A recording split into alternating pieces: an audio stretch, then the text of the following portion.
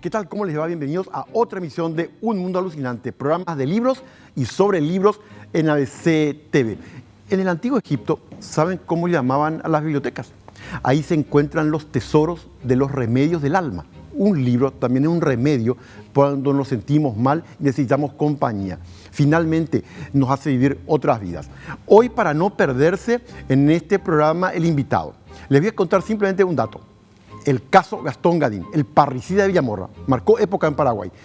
Un chico con un compinche matan al papá y a la mamá del primero. ¿Por qué los matan? Y quedó en la historia de Asunción el caso Gastón Gadín. Se hicieron radioteatros posteriormente. Hay un libro al respecto, el caso Gastón Gadín. Su autor va a estar con nosotros. Y entre las páginas que nos emocionaron, y me emocionaron a mí en particular, un libro clave del siglo XX, El proceso, de Franz Kafka, 1925. Novela inconclusa y póstuma del autor de La Metamorfosis o El Castillo. Acuérdense que Kafka está asociado a lo absurdo, y por lo absurdo que es el mundo, él captó bien algunas cuestiones. En El proceso, ¿en qué consiste el tema? Una mañana, un hombre atiende a alguien que va a su casa por parte de las autoridades judiciales y le dicen que está procesado. El hombre pregunta, ¿y por qué estoy procesado? No hace falta eso, usted está procesado. Y a partir de ahí el hombre tiene que enfrentarse a una infernal maquinaria judicial que ya lo declaró culpable antes de juzgarlo, así también a saber de qué se lo acusa exactamente y cuál va a ser su futuro. Es angustiante. Es el mundo de tantas injusticias cuando a alguien se lo procesa, y en el siglo XX ahí tenemos todos los campos de concentración de la gente inocente sencillamente por ser de tal etnia, ya era condenada sin ser juzgada con ningún punto de vista. Refleja muy bien el absurdo de la existencia y cuando los poderes todopoderosos pueden liquidar a una persona. El proceso de Kafka, de tremenda actualidad sobre lo que significa la arbitrariedad y la injusticia. Y en nuestra sección de las películas que se han basado en libros, que siempre les recuerdo, según Hugo Gamarra, cineasta paraguayo, más de la mitad de las películas desde que comenzó el cine están basadas en libros. Y como siempre, queremos saber qué libros recomiendan y qué libros leen en nuestro país. Un punto importante a tener en cuenta: Paraguay es el país que tiene menor cantidad de bibliotecas públicas en el mundo por habitante. Eso muestra a las claras un retraso. ¿Qué pasa si tendríamos más bibliotecas públicas o si generáramos más acceso a Internet, a bibliotecas que ya están en Internet? Una reflexión simplemente al margen. Pero esto leen y esto recomiendan. ¿Qué libro recomendás y por qué? Bueno, a mí me gusta leer mucho sobre diversos temas. Como me dijeron, un libro para jóvenes, yo creo que es muy interesante, El Principito, porque habla justamente de lo importante de la vida, de las relaciones humanas. Otro libro que me gustó mucho en cuanto a relacionamiento con los demás es Cómo ganar amigos e influir en las personas, de Dale Carnegie, que es un libro ya que tiene más de 70 años, pero un libro de liderazgo muy importante.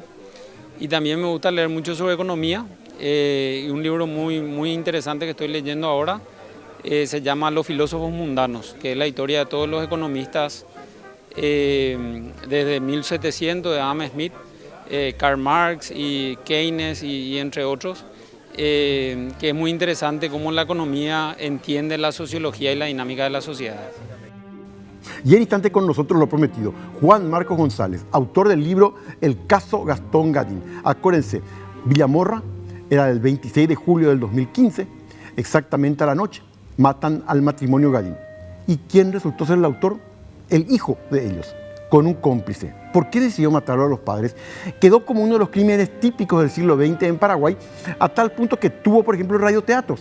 Ustedes recordarán, los que tienen cierta edad, como quien les habla, el parricida de Villamorra. Enseguida, con Juan Marcos González, vamos a hacer un buceo por el lado oscuro del alma humana.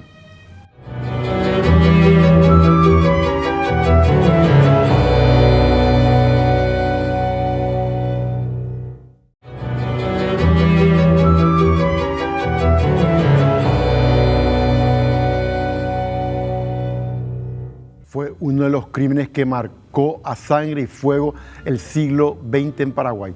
Era un lunes 26 de julio del año 1915. Mataban a la pareja Gadín, un matrimonio francés que había venido a Paraguay. Pues bien, Juan Marcos González y Atilio Fernández escribieron un libro que para mí es una investigación hermosa, extraordinaria sobre este caso. Está con nosotros Juan Marcos. ¿Cómo te va, Juan Marcos? Bienvenido. Muchas gracias por la invitación, Carlos. Es para mí un placer estar aquí compartiendo este foro, prestigioso foro de la literatura paraguaya y también extranjera. Al contrario, muy amable. Contanos en primer lugar para la gente más joven y también en general, ¿qué fue el caso Gastón Gadín? El caso Gastón Gadín es el caso el caso criminal por excelencia del siglo XX paraguayo, ¿verdad? Cada país tiene su caso por excelencia, y creo que el caso Gastón Gadín, el parricida de Villamorra, como fue conocido e inspirado en una radionovela también, el caso criminal que marca un antes y un después en la justicia penal paraguaya, ¿verdad? Y el porqué del libro, ¿verdad?, es que como abogado y como amante de la historia, me llamaba mucho la atención que nunca fue abordado por nadie. Entonces, ese fue el principal objetivo, ¿verdad?, de escribir sobre el caso. ¿Y qué ocurrió aquel 26 de julio del año 1915? Lo que ocurrió fue una historia de amor fatídica, ¿verdad? Un amor no correspondido. Gastón Gadín, francés, hijo de una familia bien posicionada en el barrio de Villamorra, zona de casas quintas de europeos, enamorado de la prima de un peón que trabajaba en su residencia, que era Anita Mayereyer, ¿verdad? Entonces, ese amor no correspondido derivó a que Gastón haya tomado la fatídica decisión de acabar con la vida de sus padres, ¿verdad?, que de acuerdo a la ley penal de esa época acarreaba pena de muerte, ¿verdad?, o sea, el parricidio. ¿Cómo los mataron? Gastón inicia una serie de conversaciones con otro peón, con un antiguo peón de la casa quinta de los Gadín que se llamaba Cipriano León, que para ese entonces ya no trabajaba con los Gadín, sino estaba trabajando en una carnicería del señor Urbieta Peña. Entonces, como habían estrechado una amistad entre los dos, Gastón le consulta a Cipriano León, que había participado inclusive ya en revoluciones, si él tenía problemas de por promesa o por un monto X, ¿verdad?, llevar a cabo, ¿verdad?, el crimen o el asesinato de sus padres. Primero León se niega y después Gastón logra convencerlo, ¿verdad? Al convencerlo, y decime, ¿dónde estaba realmente en Villamorra de hoy la casa de los Gastón Gadín hace más de un siglo y cómo fue el crimen aquella noche? Bueno, eso fue un descubrimiento que hace el libro, ¿verdad?, porque siempre se pensó que la casa de los Gadín era la casa que está Mariscal López y Senador Lón, donde está la casa cuna, sí, Carlos Santillán. Exacto. La gente pensaba que esa era la casa de los Gadín. Y no era. Sin embargo, con planos inclusive de la municipalidad demostramos que la casa estaba construida, hoy ya no está, en Mariscal López y Doctor Morra. Hay como una cerrajería hoy día ahí en la esquina, ¿verdad? Ahí estaba construida la casa y detrás de eso eran 6 manzanas que abarcaba hasta todo lo que es un canal que está por ahí en la zona y una institución financiera también, todo eso. Era la residencia de los... O sea, las quintas eran una pequeña construcción y como 6 o 7 manzanas. Ese era el tamaño estándar de una quinta. ¿Y qué pasó esa noche del 26 de julio de 1915? Esa noche lo que pasó fue, León definitivamente se define a llevar a cabo el plan urdido por Gastón y lo esperan a... Porque lo que dice Gastón es, yo le dije a León que solamente le mate a mi padre, no a mi madre. Sí. Y él desobedeció mi orden y le mató a los dos. Eso dice después Gastón en juicio. Sí. Bueno, ¿qué pasó? El señor Lorenzo Gadín venía en el tranvía, ¿verdad?, del centro, tenía una reunión en la logia masónica, creo que era un lunes. Entonces él toma el tranvía, viene, se baja, en un primer momento León le iba a aceptar el golpe de hacha en una esquina de la calle. Pero después cambian el plan y deciden que el golpe de hacha va a ser cuando él ingresa a la casa. Sí. Bueno, entonces finalmente resolvieron de esa manera. León le espera, Gastón dentro de la casa observando los movimientos, ingresa el señor Lorenzo Gadín y recibe un golpe de hacha en la frente. Sí. Cae. Y después realizan lo mismo pero con la madre que estaba acostada en la cama durmiendo. De terror. ¿Cómo fueron descubiertos? Porque ellos quemaron la casa, bueno, entonces, para que parezca un incendio. Claro, entonces ahí, ¿qué hacen? Bueno, vamos a rociar con queroseno y vamos a prenderle fuego para que esto parezca un incendio.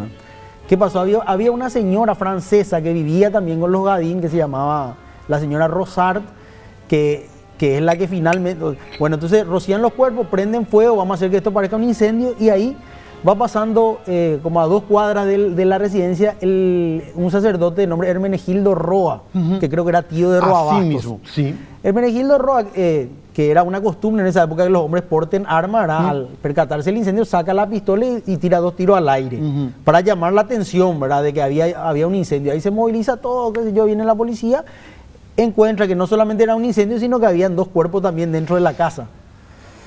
Entonces, con un método muy sencillo logran descifrar quién era el asesino, ¿verdad? ¿Por qué?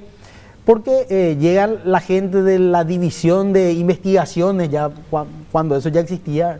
Entonces le detienen a todos los peones y a todas las personas que estaban dentro de la quinta para averiguaciones, ¿verdad? Sí. Bueno, eso duró 24 horas, lo llevaron a la sede de la policía, le hicieron el interrogatorio de rigor y al día siguiente, ¿verdad?, aparece un peón que justamente no estuvo ese día. Entonces también es conducido para averiguaciones, que era ni más ni menos que Carlos Mayereyer. ¿El hermano o la papá de Anita? El tío. El tío de Anita. El tío de Anita. Viene de San Lorenzo y usted está detenido porque acabó un crimen y estamos para averiguación. Al sacarle todo lo que tenía, un poco de plata, qué sé yo, encuentran una carta de Anita a Gastón. Entonces, Emiliano Hermosilla, agente de investigaciones, lee y dice que, se da cuenta que en la carta Anita le dice a Gastón que no cometa esa locura que él le había comentado. Y esa nota fue lo que le llevó a Gastón Gadín y a Cipriano León. Así mismo, esa carta de Anita que está en el libro, copiada en el libro, donde Anita le dice a Gastón, lleva a la policía ese día del velorio a hablar con Gastón. Entonces se acerca el muy ducho agente de investigaciones y le dice: Gastón, ya sabemos todo lo que pasó, tu cómplice contó. Lo que diga Cipriano León es mentira, dice Gastón. Entonces ahí la policía obtiene el nombre de Cipriano León que no tenía, porque le hablaban de un cómplice. Claro. Y ahí tiene el nombre de Cipriano León. Y ahí obtiene el nombre de Cipriano León, van a lo de Cipriano León y Cipriano León le echa la culpa a Gastón y así. Es la tapa impresiona de este libro. Este es el momento del fusilamiento de Gastón Gadín y Cipriano León. Decime, ¿ellos fueron los últimos fusilados en Paraguay? ¿En qué sentido? Los últimos fusilados en tiempo de paz por la justicia ordinaria. Porque después sabemos que en la guerra del Chaco también hubo procesos de fusilamiento, por ejemplo en el caso de Nanagua. Pero en tiempo de paz, los últimos fusilamientos. Los últimos fusilamientos. ¿Dónde se los fusiló? En el patio del Colegio de la Providencia. Lo que hoy es la Providencia, el patio del colegio. El patio, claro, porque eso era la cárcel pública. Era el patio de la cárcel pública, entonces, criminológicamente hablando, la pena de muerte que buscaba como, miren señores, si ustedes vuelven a delinquir, va a pasar esto con ustedes, era normal que se realice, por ejemplo, en el patio de las penitenciarías. ¿Con público? Con los presos y con público, en este caso con credenciales VIP inclusive, ¿verdad? Porque senadores, diputados, nadie quería perderse el fusilamiento. Así mismo. La gran pregunta y el gran misterio: ¿dónde están los cuerpos de Gastón Gadín y Cipriano León? ¿Dónde fueron llevados? Bueno, fueron llevados en una carreta de la policía de la capital. Cuando eso, fueron llevados subiendo la calle Colón, volando por Carlos Antonio López hasta el Mangrullo. El antiguo cementerio, donde es el Parque Carlos Antonio López. Donde hoy es ¿Ahí los dejaron? Ahí los dejaron primeramente en la vereda, vamos a decir, lo que era antes del ingreso, lo dejaron hasta que llegue el certificado de función. Entonces, una vez que llega el certificado de función, ahí se autoriza la entrada y los entierran en el Mangrullo. Inclusive están las fotos de dónde fueron enterrados. Lo que me pareció interesantísimo hoy que vivimos en el mundo de la televisión y que la televisión arma mucho escándalo en relación a los crímenes, en aquel entonces eso tuvo mucha cobertura de la prensa de aquel entonces. Sí, inclusive uno de los puntos claves del caso es que nosotros sostenemos que el fusilamiento fue ilegal. ¿Por qué fue ilegal? Porque el Código Penal vigente de 1910 de Teodosio González decía que él contemplaba 3 casos para ser aplicada la pena de muerte: el parricidio, el homicidio con fines de robo y el sicariato, básicamente, el que matase por alguna promesa de remuneración. Pero había un artículo, que era el artículo 64, que decía que todo menor de edad no podía ser fusilado, o a un menor de edad no se le podía aplicar la pena de muerte. ¿Y Gastón Gadín era menor? Era menor cuando cometió el crimen. ¿Fue ilegal ese fusilamiento? Fue ilegal y fue a causa de la presión mediática. De mediática de aquel entonces. Claro. Y queda finalmente una cuestión apasionante esta historia. El libro, recordemos, está en venta todavía desde el año 2011, les va a apasionar sin ninguna duda.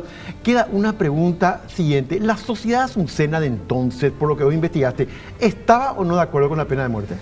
Pues lo que demuestra, o sea, este caso, que la última aplicación de la pena de muerte que ocurrió en 1917, sí, demuestra que la pena de muerte nunca fue una pena popular en Paraguay.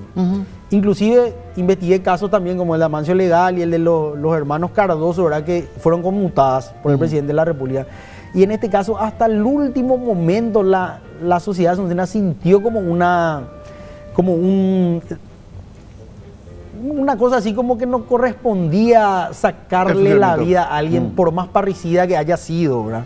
Entonces, y a la prueba me remito, ¿verdad?, que fue el último caso de aplicación, aquel de 1917, ¿verdad? No, nunca fue una pena popular en la historia del Paraguay. Y para los que quieran un resumen, me trae aquí justamente Juan Marcos. Acá ven la foto de Gastón Gadín, ¿verdad? La foto de él. Gadín. Este libro es el caso Gastón Gadín resumido sobre su figura que marcó época en Paraguay. Muchísimas gracias, Juan Marcos. Un gran placer haberte tenido contigo.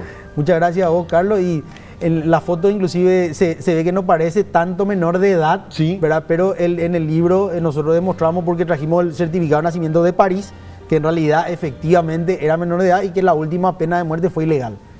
Volvemos enseguida, apasionante. El caso Gastón Gadín con Juan Marcos González, uno de los autores, el otro es Atilio Fernández.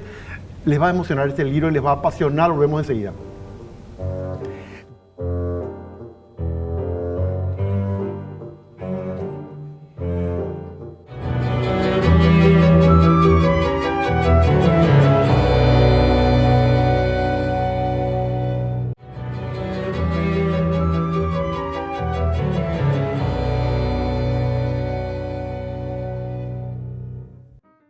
Y seguimos con nuestra sección habitual. ¿Qué leen y qué recomiendan leer los paraguayos? Esto consultamos. ¿Qué libro estás recomendando y por qué?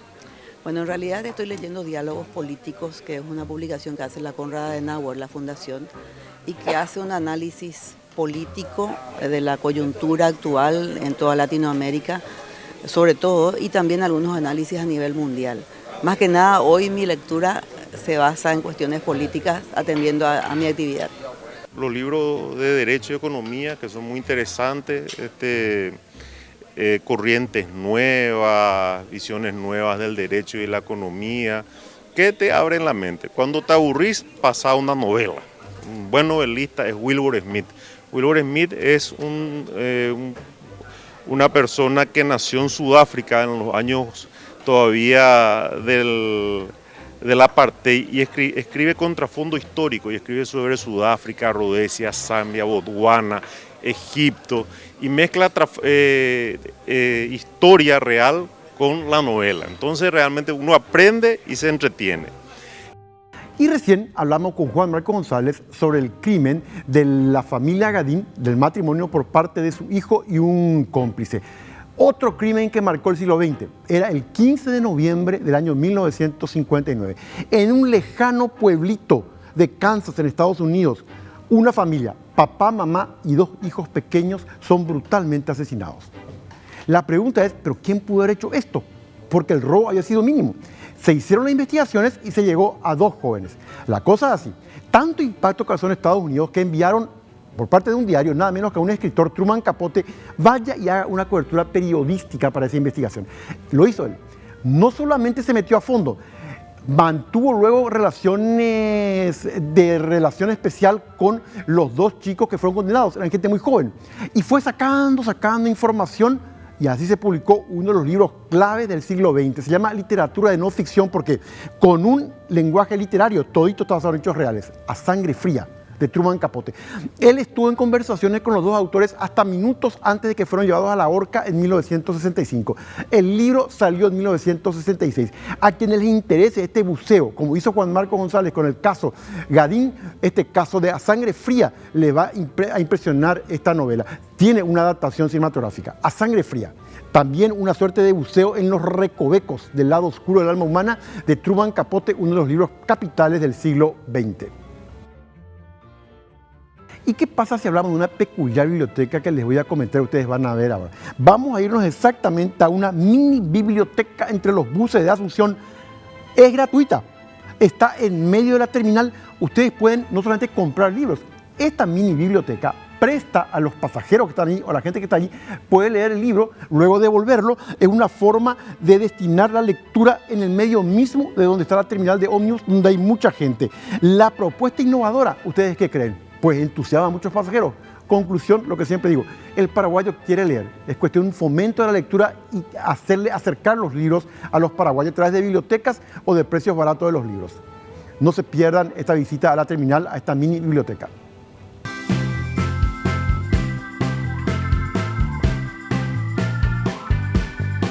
Los pasillos de la terminal de ómnibus de Asunción se llenaron de arte debido a que apareció esta mini biblioteca pública. La ideó el dueño de una librería que funciona hace 25 años en la terminal. Su intención es fomentar la lectura. Estamos exponiendo acá para la gente que viene, espera a su pariente o el que espera el ómnibus se sienta y lee.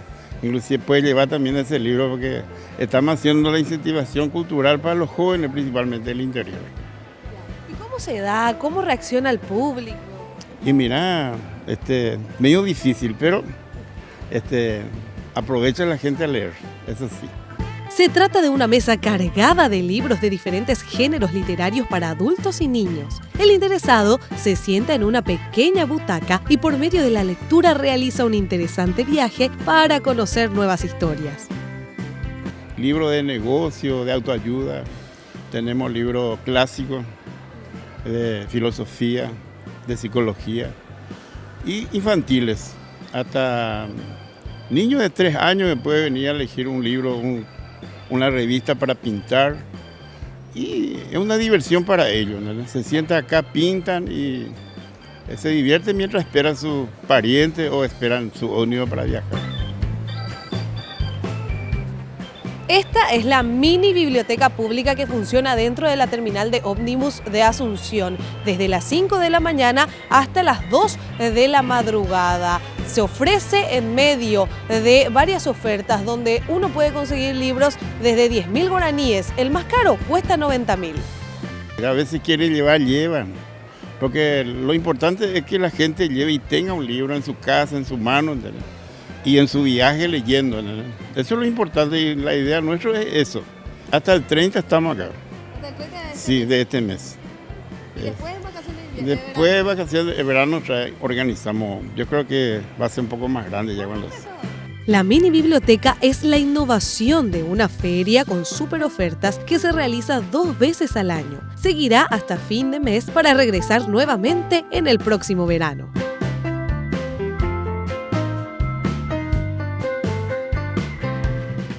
Y en Servilibro van a encontrar esta joyita de parte de nuestra historia.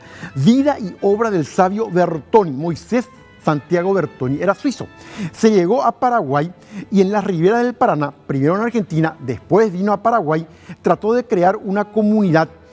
Este libro sigue las huellas, los sueños, la investigación científica de este sabio que enamoró del Paraguay y quedó para siempre en el corazón de todos nosotros. Hizo grandes aportes al conocimiento nuestro. Del sabio Bertoni, este libro, Vida y obra del sabio Bertoni, ¿dónde lo encuentran? En Servilibro, en la Plaza Uruguaya. Y en literato se van a encontrar con un libro que forma parte de la literatura clásica del siglo XX, El joven Tolkien y la Gran Guerra. Él vivió una de las experiencias más terribles de su vida durante la participación en la batalla del Somme, una de las más sangrientas de la Primera Guerra Mundial. Tolkien en ella vio, fíjense ustedes, lo que significa casi todos sus amigos cercanos morían. John Gerth nos presenta a Tolkien y la Gran Guerra, un relato conmovedor de un hombre clave en la literatura del siglo XX y sus amigos más cercanos. Y nos queda la inquietud. ¿Qué pasó con Anita Mayereyer? Porque el crimen del matrimonio Gadín fue a causa de que el matrimonio se oponía a la relación de su hijo con Anita Mayereyer. Acuérdense, su hijo y un compinche fueron condenados a muerte, los últimos fusilados en tiempo de paz. Y quedó el misterio. Y la mujer en cuestión, Anita Mayereyer, ¿qué se hizo de ella? Y nos vemos otra vez la próxima semana en Un Mundo Alucinante, un programa de libros y sobre libros en ABC TV. Hasta entonces.